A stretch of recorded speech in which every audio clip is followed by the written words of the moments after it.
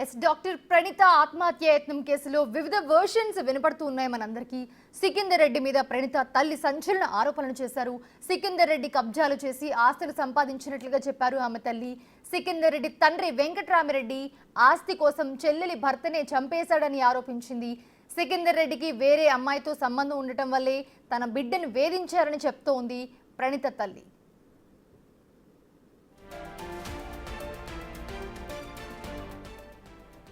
Right, మరిన్ని details మా reporter Sujatha అందిస్తారు. సెల్ఫీ వీడియో సంచలనంగా మారింది. అత్తమామల వేధింపుల కారణంగానే తను సూసైడ్ చేసుకుంటున్నట్లు లెటర్తో పాటు వీడియోలోనూ పేర్కొంది. ప్రస్తుతం జీవన్ హాస్పిటల్లో డాక్టర్ ప్రణీత ట్రీట్మెంట్ అందుతుంది.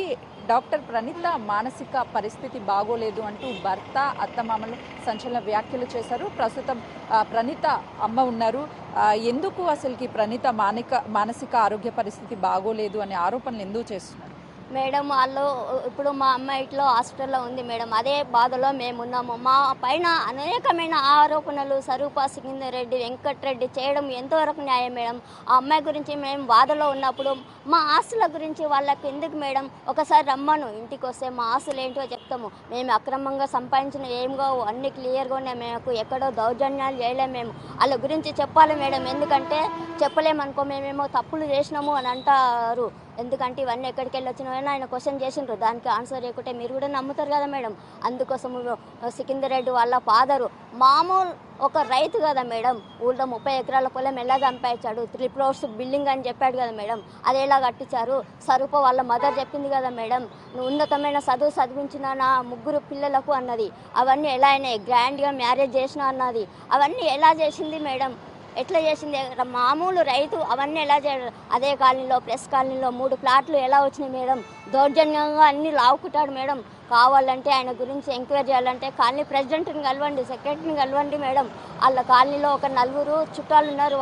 వాళ్ళు ఒక్కరే వాళ్ళకి సపోర్టు. కాలనీ అంతా వీళ్ళకి అగ్నెస్ట్ మేడం. మా పైన ఆరోపణలు చేసేటప్పుడు ఆయన జాగ్రత్త పెట్టుకొని మాట్లాడితే ఈరోజు వాళ్ళ గురించి నేను బయట పెట్టేదాన్ని కాదు మేడం. వెంకటరెడ్డి, సికిందర్ రెడ్డి వాళ్ళ నాన్న పేరు వెంకటరెడ్డి. అతనికి 2 సిస్టర్స్ ఉన్నారు మేడం. వాళ్ళు వీళ్ళ చాలా మానసికంగా కుంగిపోయి ఇప్పుడు ఇద్దరికి మాటలు లేవు మేడం. వాళ్ళ చిన్న చెల్లెలుగా పేర్లు మెన్షన్ చేస్తే వాళ్ళు చాలా బాధపడతారు. ఎందుకంటే వాళ్ళ హస్బెండ్ కోల్పోయి వాళ్ళు చాలా బాధలు ఉన్నారు. అందుకోసం అలాంటిది ఆ టాపిక్లన్నీ మనం తేవద్దు. కానీ ఇప్పుడు తెచ్చేటట్టుగా అతను నిన్న చేశాడు కనుక మనకు కంపల్సరీకి దానికి చెప్పవాలి కదా మేడం. చెప్పకుంటే మా పైన వచ్చిన ఆరోపణలన్నీ నిజమే అని అనుకుంటారు కదా మేడం. అందుకోసం సికిందర్ రెడ్డి అనే అతను యుఎస్ వెళ్ళినప్పుడు మనకు కొద్దిగా డిపాజిట్ పెట్టాలి కదా మేడం. వాళ్ళు ఒక 3 ఎకరాల ల్యాండ్ ఇచ్చారు. వాళ్ళ చిన్న చెల్లెలి పేపర్స్ బ్యాంకులో పెట్టి వెళ్తే అవి వీళ్ళ పేరు పైన చేసుకొని నీ ఎక్కడిది అవి నావే కదా అన్నట్టు అక్రమంగా రిజిస్ట్రేషన్ చేయించుకున్నారు మేడం. అవన్నీ మాకు తెలియవు అనుకుంటారా? తెలుసు. వాళ్ళ చెల్లెళ్ళను చాలా పోర్ట్రేట్ చేశారు, సంపాదించారు. రామ్దాస్ పెళ్లిలో కూడా చాలా లావుకున్నాడు. అతని చెల్లెలి భర్త వీళ్ళు పెట్టిన టెన్షన్స్తో హార్ట్ అటాక్ వచ్చి లంగ్స్ పాడైపోయింది, చనిపోయాడు. సావుతో పోరాడిండు ఒక 1 year మేడం. వాళ్ళ అక్రమాలు అన్నీ మాకు తెలిసిన కానీ మేము ఎందుకు బయట పెట్టలేము మేడం? మేము ఎందుకు ఇన్ని రోజులు చెప్పలేకపోయినామంటే నిన్న మా పైన కామెంట్ చేసింది కదా మేడం.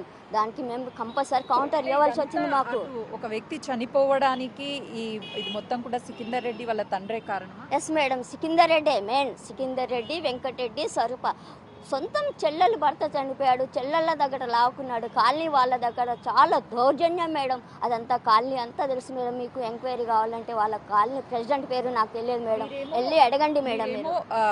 ప్రణీత అదేవిధంగా సికిందర్ రెడ్డి పెళ్లికి మేము కట్నం ఇచ్చాము, బంగారం ఇచ్చాము, వెండి ఇచ్చాము అని చెప్తుంటే సికిందర్ రెడ్డి ఏమీ ఇవ్వలేదు.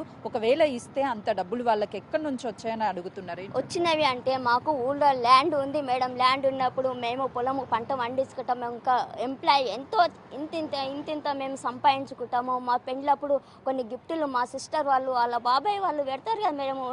1 kg గోల్డ్ ఈజీగా అవుతుంది మేడం. రిలేషన్షిప్ అన్నప్పుడు ఒక 5 తులాలు 10 తులాలు మాకు ఫస్ట్ అమ్మాయి ఆమె రిలేషన్లోనే చాలా పవర్ఫుల్ అమ్మాయి. చాలా ఇంట్రెస్టింగ్ గిఫ్టులు పెట్టారు మేడం, మేము పెట్టాము అంతా కలిసి కేజీ గోల్డ్ అయింది, ఒక 5 కేజీల వెండి పెట్టాము, ఇంట్లకు కట్నం ఇచ్చాము, ఆడబిడ్డలది ఇచ్చాము, ఇంకా 2 ఎకరాస్ ల్యాండ్ కూడా ఇస్తాము అని కూడా ఒప్పుకోలేమని కాదు మేడం. ఎందుకంటే 6 మంత్స్కే గొడవలు వచ్చినాయి కనుక ఆ ల్యాండ్ మేము రిజిస్ట్రేషన్ చేయలేకపోయినాము. ఆయన బిహేవియర్ అలా ఉంది, రేపు ఏంటో తర్వాత చేద్దాంలే అన్నట్టుగా చేయలేము మేడం మేము. అది పెళ్ళైన 8 సంవత్సరాల్లో 6 నుంచి 8 నెలలు మాత్రమే అమ్మాయి నాతో కలిసి ఉంది, తర్వాత కలిసి లేదు అని అంటున్నారు. వాస్తవమేనా?